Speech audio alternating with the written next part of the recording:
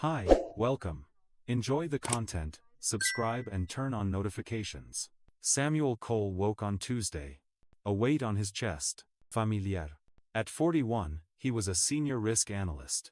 A man whose entire world was built on quantifying deviations from the norm. He built models. He analyzed the data. He predicted failures before they happened. His pride was in his rationality. In the calm, methodical way he could dismantle a problem and render it manageable. But the anomaly in his life, the one that truly mattered, had no spreadsheet. No algorithm. It was his wife, Veronica, and the silent, expanding gulf that had formed between them. 3 months. A slow, creeping void. He stood in the sterile white kitchen, the quartz countertops gleaming. He observed the morning's routine. An auditor in his own home. Everything in its place. Just as he had designed it. Leo, his son, 10 years old. Meticulously lining up his cereal. Sophie, his daughter, 8. Humming a tune from her piano lessons. The scene was one of perfect domestic tranquility. A perfect system. And yet, he sensed a critical flaw. Veronica descended the stairs. 37. A public relations executive. Her ambition, once, he'd found it attractive. Now, it felt like a competing interest. Air dump. Eyes locked on her phone. Her thumb moving in a quick, fluid motion. Alien to him, she moved through the kitchen like a ghost. A quick peck on each child's forehead. A muttered, "Have a great day." A coffee mug grabbed, without a glance in his direction. This was the new data point. Repeated daily. His presence. Downgraded to an environmental factor. Something to be navigated around. Not engaged with. Meeting with the new client this morning? Samuel asked. His tone was level. He was collecting data. Yes. A long one, she replied. Her eyes never left the screen. Might be a late one tonight. He filed the information away. Vague. Preemptive justification. 15 years. Their marriage had spanned 15 years. An asset he had always logged as solid. Appreciating. Built on mutual understanding, or so he'd thought. He had charted their course. A long-term plan. And for years, she had seemed a willing co-pilot. They built everything together. Or rather, he built the framework. And she decorated it. That was how he saw it. Her career. It used to fit within the parameters. But 94 days ago, the parameters had shifted. The late nights began. Incrementally. 15 minutes. Then 30. The excuses were always plausible. Professionally sound. A press release. A client dinner. A brainstorming session. He accepted the data, at first. But the deviations began to form a pattern. A trend line, pointing away from him. Away from their home. He tried to address it. Scheduled conversations. Prepared talking points. Her responses were always smooth, disarming, and utterly generic. She made him feel unreasonable. The distance wasn't just time. It was emotional. When she was home, she was an echo. Her body was present. Her mind was elsewhere. Locked behind the glowing screen of her phone. That device. Always within reach. Always. Face down. A fortress. It would vibrate against the granite countertop. A low, insistent hum. She would snatch it up. Her focus absolute. A focus he hadn't seen her direct at him, in months. Intimacy. Had flatlined. His attempts were met with a checklist of deflections. Exhaustion. A headache. An early morning meeting. He tried to be logical. To consider other hypotheses. Stress. Dissatisfaction. But a colder, more primal variable kept inserting itself into his calculations. A possibility that was both terrifying, and on some dark level, validating. It would explain the data perfectly. He just needed proof. The search for proof became his covert project. A private audit. By day, he managed portfolios worth hundreds of millions. By night, his focus narrowed to a single, volatile asset. His marriage. He began conducting small, controlled experiments. Designed to elicit a reaction. To force a data point. One evening, he planned a dinner. Her favorite wine. The sea bass she loved. The children were away. The house was quiet. The perfect environment for reconnection. This is lovely, Veronica said. Her smile didn't reach her eyes. Herr phone sat beside her plate. A silent sentinelle. He tried to engage her. Her answers were polished. Hollow. It felt like an interview. Later, he reached for her hand. I miss this, he said. Just us. She allowed it. For precisely 12 seconds. Then, she pulled away. Gently. I'm exhausted, Sam. The new campaign. The excuse was flawless. The experiment's result was logged. Intimacy test. Failed. Subject remains avoidant. He didn't push. Direct confrontation without conclusive evidence was poor strategy. It would only make her more cautious. He needed an unforced error. The error came on a Monday night. He was in their bedroom, reviewing a report on his tablet. The cold, hard numbers. A comfort. A world that made sense. Veronica emerged from the bathroom, wrapped in a towel. She left her phone on the dresser. Her back to him. At 9:17 p.m., the phone buzzed. The screen lit up. His eyes flickered. A reflex. He saw it. Before she could turn. Before he could look away. A message. From a contact named Dominic. The preview was short, but it was enough. Tonight was electric. Already counting down. The blood in his veins turned to ice water. His heart rate accelerated. He forced himself to breathe evenly, his gaze fixed on the meaningless report on his lap. He did not move. He observed. Veronica turned, picked up the phone, and a small, private smile touched her lips. A smile he hadn't seen in years. It wasn't for him. She quickly typed a reply. Then tucked the phone into her bedside drawer. An act of concealment. She slipped into bed beside him. As if nothing had happened. Good night, Sam, she murmured, and turned off her lamp. He lay in the darkness for hours. The words burned into his mind. Electric, counting down, the vocabulary of an affair. His hypothesis had been confirmed. The shock was quickly replaced by something else. A cold, sharp clarity, a grim satisfaction. He wasn't paranoid. He was correct. The pain was a physical thing. A crushing weight. But beneath it, his analytical mind was already working. This was no longer a marriage to be salvaged. It was a crisis. To be managed. He needed more data. A complete picture. He needed to control the narrative. Lying there, next to the woman who was now just a collection of risk factors, Samuel began to formulate a plan. The emotional response could wait. First, came the strategy. The next morning, his demeanor was flawless. He was the pillar of stability. The constant. He kissed Veronica goodbye as she rushed out the door. A perfunctory gesture. A transaction. The moment her car was gone, he switched modes. From husband and father, to crisis manager. He drove to a quiet coffee shop, and pulled out a business card. Frank Miller, Private Investigations. Discretion and Results. He dialed. A gruff voice answered. Miller. Samuel's voice was calm. Devoid of turmoil. I require surveillance services, he began. He laid out the data points. Veronica Cole. Her work. Her car. Her license plate. The name, Dominic. Miller's questions were practical. Timelines. Budget. Objectives. He sounded unimpressed. As if this was just another file in a cabinet full of betrayals. I'll start today, Miller said. You'll hear from me when I have something. The line went dead. The next 3 days were an exercise in supreme self-control. He lived a dual existence. At home, he was the attentive father. The stable husband. He was insulating his children from the coming fallout. He observed Veronica with a new, chilling objectivity. She was no longer his wife. She was the subject of an investigation. He logged her every move. Tuesday. Opt. Patruzec și șapte pe my return. Excuse. Client dinner. Wednesday.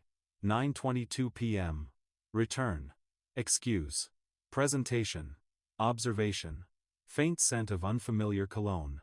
Each lie was no longer a personal wound. It was evidence. Another entry in the file he was building. The pain was there, but he compartmentalized it. Emotion was a liability. He found himself feeling a strange superiority. While she was out, he was here, holding their world together. The responsible one. The one bearing the burden in silence. This narrative comforted him. Fueled his resolve. He wasn't a victim. He was a guardian. On Friday afternoon, his phone vibrated. An unknown number. "It's Miller. And R." The gruff voice was unmistakable. "We need to meet. In person. Do you have the information?" Samuel asked, his voice steady. "I have a full report. And visuals." Miller confirmed. "Let's just say, your hypothesis was sound." They agreed on a place. A time. Samuel ended the call. The preliminary data collection phase was over. It was time to review the findings. The parking lot was a vast expanse of gray asphalt. Frank Miller leaned against a nondescript sedan. A man who blended into the background. He passed Samuel a thick manila envelope. No words. None were needed. Samuel got back into his car. The envelope felt unnaturally heavy. This was it. The point of no return. Once he opened it, suspicion would become reality. His hands trembled. Not from fear. Anticipation. He tore the seal. Inside, a stack of glossy photographs. And a report. He looked at the photos first. Of course he did. The first photo. Veronica. With a man. Tall. Impeccably dressed. The next one. His hand on the small of her back. A gesture of possession. Brazen. The images grew worse. Veronica and Dominic. Entering a boutique hotel. The Halcyon. Another photo. At the hotel bar. Her hand on his arm. Another. At a restaurant. Laughing. A radiant laugh. A version of her he hadn't seen in years. Nausea. It wasn't just the betrayal. It was the humiliation. A secret life. Documented in full color. Happening while he was at home. With their children. He put the photos down. And read the report. Meticulous. Cold. Factual. The man was Dominic Vance. 45. A senior partner at a client's firm. The report detailed dates. Times. Hotel reservations. Booked on weekday afternoons. It was the audit of his marriage's failure. Samuel placed everything back in the envelope. The pain in his chest returned. Sharp. Precise. But beneath it, his analytical mind was already working. Processing. Formulating the next steps. He had proof. Irrefutable proof. He didn't go back to the office. He didn't go home. He just drove. For hours. He wasn't thinking about saving his marriage. That asset was a total loss. He was thinking about damage control. A controlled demolition. He would not be a passive victim. Around 4 in the afternoon, he pulled up in front of a sleek downtown office building. He had an appointment with Ms. Evelyn Reed, the best family law attorney in the city. He sat in her office and laid out the envelope on her desk. He explained the situation. Calmly. Concisely. She reviewed the evidence. Her expression unreadable. "This is comprehensive," she said, her voice crisp. "In Colorado, adultery can significantly impact the division of assets and custody." Samuel listened intently. He wasn't just seeking a divorce. He was seeking a favorable outcome. He was seeking justice. As defined by the legal system. "I want to file immediately," Samuel said. "And I want primary custody." Miss Reed nodded. "With this, we can build a very strong case." He signed the retainer. Phase 1. Data collection. Was complete. Phase 2, confrontation and legal action.